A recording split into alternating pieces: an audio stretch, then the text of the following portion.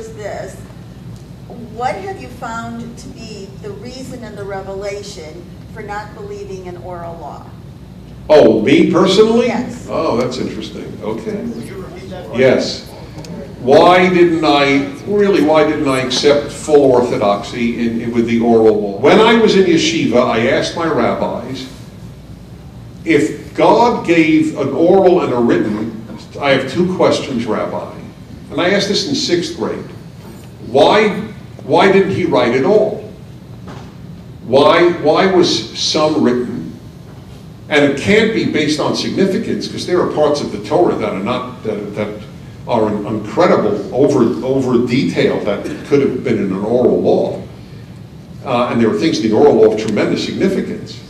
So why did God do that? It seems capricious, and God doesn't seem capricious. And secondly, it doesn't say God gave an oral law to Moses anywhere in the written law.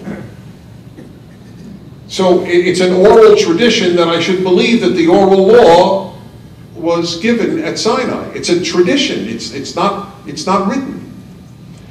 Maybe God wanted there to be an oral tradition so that it changed, and the written is the constitution that you don't change.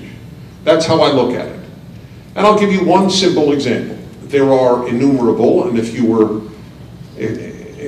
want my talk to the Orthodox Union, you could certainly hear more examples. But for example, I believe the oral law developed the most humane way of killing an animal for eating ever devised in history.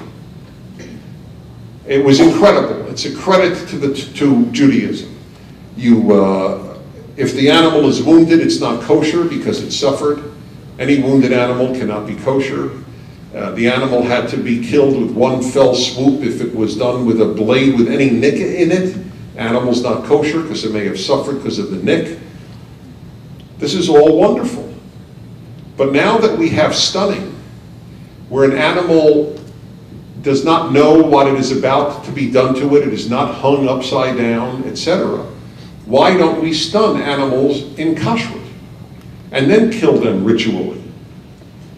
And the answer is because you can't do that. It has to be fully conscious. That's the oral law. So the oral law in my opinion, in this case, undermined its own brilliance and its own moral greatness. If there were stunning 3,000 years ago, the Torah, the Talmud would have said, you stun the animal, because it cared about animal suffering to the extent that it did. So now that we can stun animals, we should. But you can't.